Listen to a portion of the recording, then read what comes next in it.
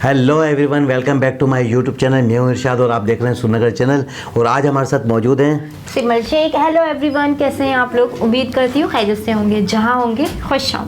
जी दोस्तों, आज फिर हम आपके सामने मौजूद है एक नई वीडियो के रिएक्शन के लिए। बहुत ही ज़बरदस्त एक वीडियो है और ज़बरदस्त क्या, असल में आपको सारी वीडियो ज़बरदस्त होती हाँ, इस तरह की चीज़ें हैं कि बहरहाल देखें आप। आपके लिए ज़बरदस्त है इसलिए कि क्योंकि वंदे भारत, आपको पता है कि वंदे भारत ट्रेन जो है टॉप टॉप चल रही है और एक्सपोर्ट भी उनकी स्टार्ट हो गई है। और हमारे यहाँ क्या हो रहा है, एक वीडियो है जो बहुत ज़्यादा देखी जा रही है, तो मैंने कहा चलें इस पर रिएक्शन देते हैं। तो चलते हैं पहले वीडियो की जानिब। जी तो दोस्तों चलते हैं वीडियो की जानिब। वीडियो का टाइटल है Pakistan shocked on Vande Bharat train, Pakistan reaction on made in India.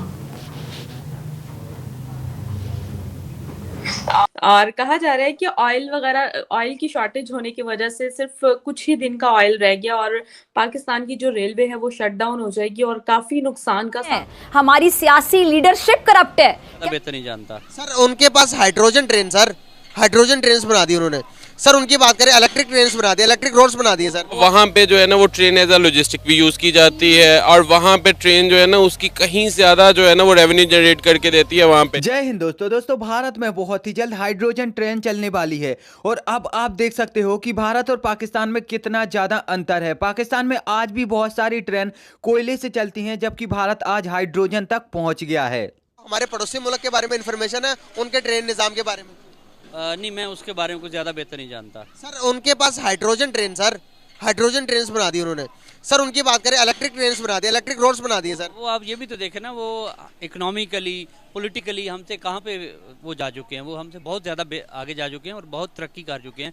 चाहे आप इकोनॉमिक्स को देख लें, चाहे आप पॉलिटिकल जो इंस्टीट्यूशंस हैं उनको देख लें, वहाँ पे पॉलिटिकल इंस्टीट्यूशन बहुत स्ट्रांग है।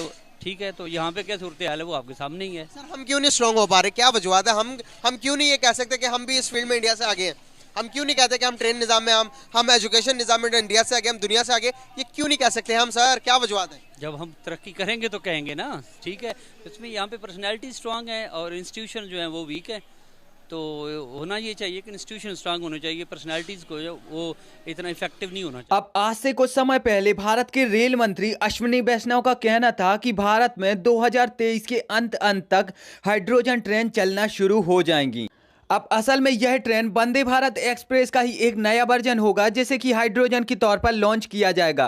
कुछ रिपोर्ट्स के अनुसार तो यह भी बताया गया है कि यह ट्रेन हरियाणा में सोनीपत से लेकर पानीपत के रूट पर चलने वाली है। हालांकि यह बात पूर्णतः पक्की नहीं है, हो सकता है कि यह ट्रेन इस रूट पर चले या ना भी चले। और अगर हम इस ट्रेन की स्पीड और इसके बाकी फीचर की बात करें तो वो बाकी वंदे भारत एक्सप्रेस के मुकाबले काफ़ी ज़्यादा एडवांस होगी और यदि इसकी स्पीड को देखें तो वो उनके मुकाबले काफ़ी ज़्यादा हाई है।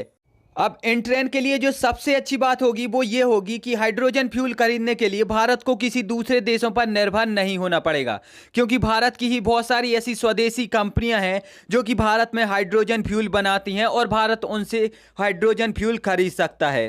न्यूज ने भी उसे कवर किया और उनके अकॉर्डिंग जो है पाकिस्तान का जो रेलवे सिस्टम है वो बहुत ही नाजुक सूरत हाल है, जिसे कहा जाता है बहुत ही नाजुक सूरत हाल है। और कहा जा रहा है कि ऑयल की शॉर्टेज होने की वजह से सिर्फ कुछ ही दिन का ऑयल रह गया और पाकिस्तान की जो रेलवे है वो शट डाउन हो जाएगी और काफी नुकसान का सामना है अभी स्टिल।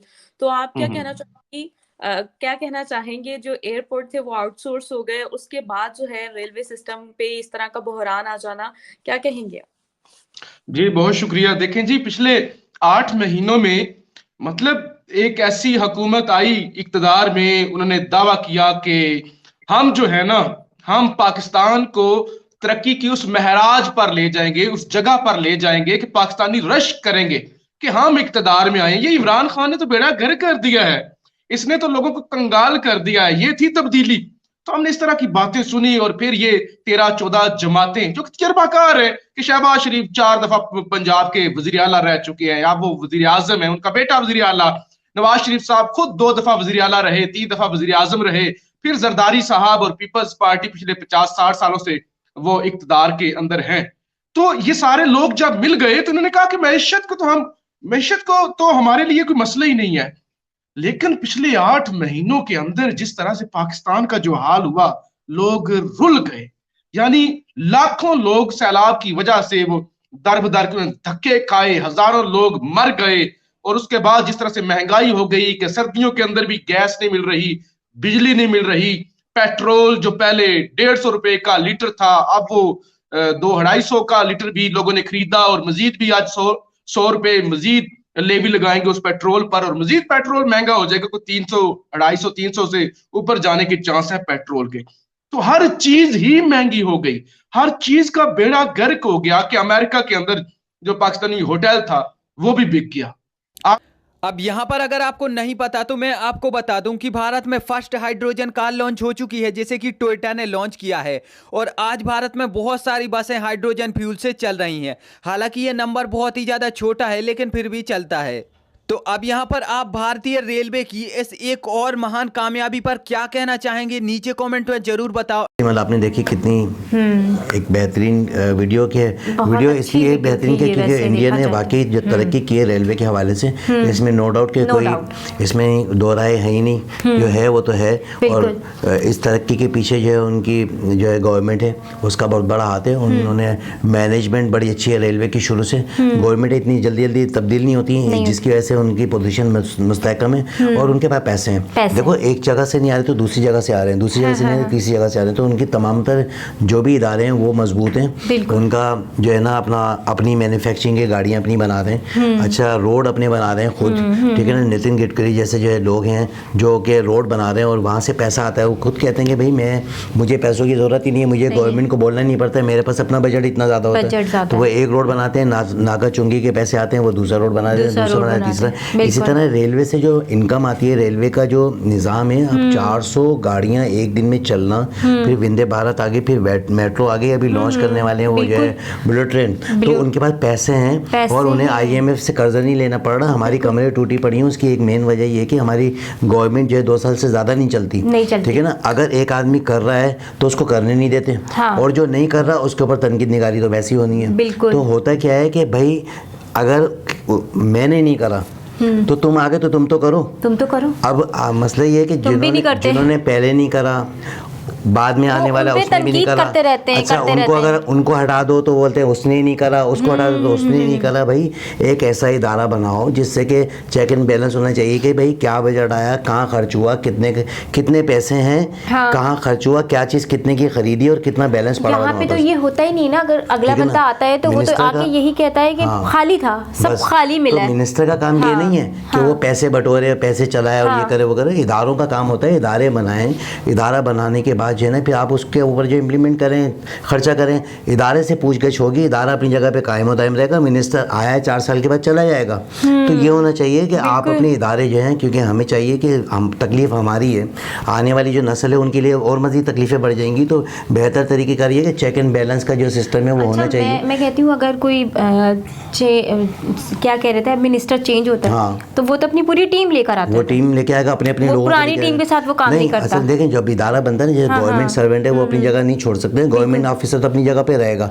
अब गवर्नमेंट ही चला रही होती है इदारे को। तो अब जैसे पाकिस्तान रेलवे या इंडियन रेलवे, तो इंडियन रेलवे के जो एम्प्लॉयर हैं वो इंडियन रेलवे में रहेंगे, पाकिस्तान रेलवे के एम्प्लॉयर पाकिस्तान रेलवे में। मिनिस्टर आया, उसने भागदौड़ संभाली। अगर मिनिस्टर ने कि कोई चाइना से या कहीं जापान से कोई गाड़ी परचेज कर ली तो भाई कितने की लिए, कितने पैसे दे दिए, हमारे पास बजट क्या था, कितने पैसे बचे, ठीक है ना। ये होना चाहिए। अच्छा डेली हमारा खर्चा कितना, फ्यूल कितना जा रहा है उस पर नजर आनी चाहिए। कितने लोग जो है सफर कर रहे हैं, उनकी जो इनकम आ रही है वो कितनी है। फ्री में सफर नहीं करवाओ किसी को।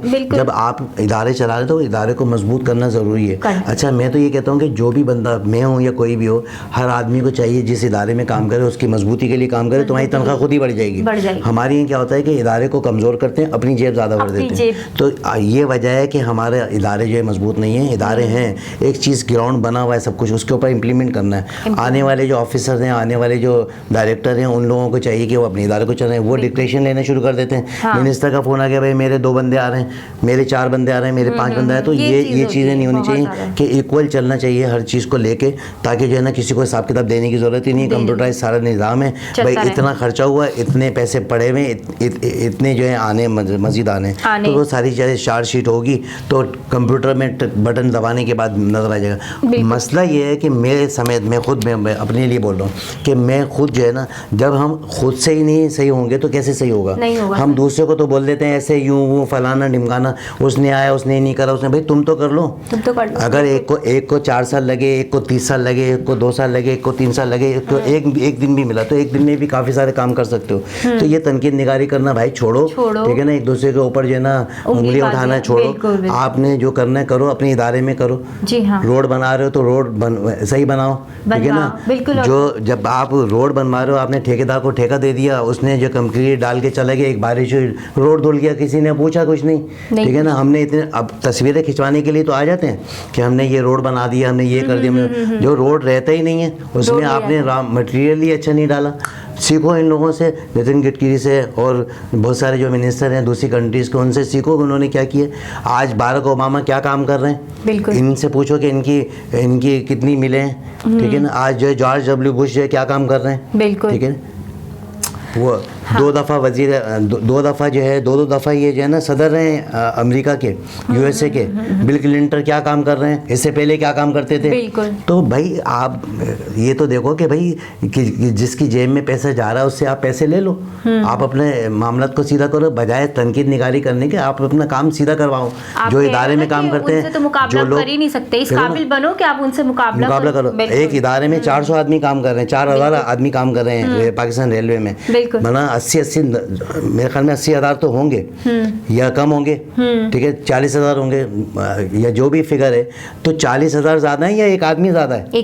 एक आदमी अगर आ रहा है और वो गलत कर रहा है तो आप उसके लिए आवाज़ क्यों नहीं उठा रहे? भाई तुम्हारी इदारा है, तुम्हारी तनख्वाहें आएंगी, अब तुम्हारा इदारा मजबूत होगा, तुम्हारी तनख्वाहें बढ़ेंगी। इन सबको सिर्फ तनख्वाहों से मतलब है कि बस हमें जो है ना इंक्रीमेंट मिल जाए, ये हो जाए वो हो जाए, फ्यूल के पैसे ले लें, जेब में डाल लें, अल्लाह अल्लाह खैरसल्ला, ये तो आया 2 साल के लिए चला जाए, चले ना चले बंद हो जाए, लेकिन इनको तनख्वाह तो मिलती रहेगी ना। काम अगर छूट भी जाएगी तो पेंशन घर आते रहेगा, इनको तो कोई टेंशन नहीं है, इनको तो बस ये टेंशन है कि हमारी जेब भरनी है। और सुनने वाला हमारा मजाक उड़ा रहा है, दूसरी अदर्स कंट्रीज वाले हमारा मजाक उड़ाते हैं कि यार तुम्हारे मुल्क में तो यूं हो रहा है, तो चंद एक लोगों की वजह से हम क्यों अपना मजाक उड़वाएं? ठीक है, हमें किसी से कोई ताल्लुक नहीं है, ना हम किसी से जमात को सपोर्ट करें ना कुछ और, लेकिन जो अच्छा है अच्छे के लिए तो आवाज़ उठाओ।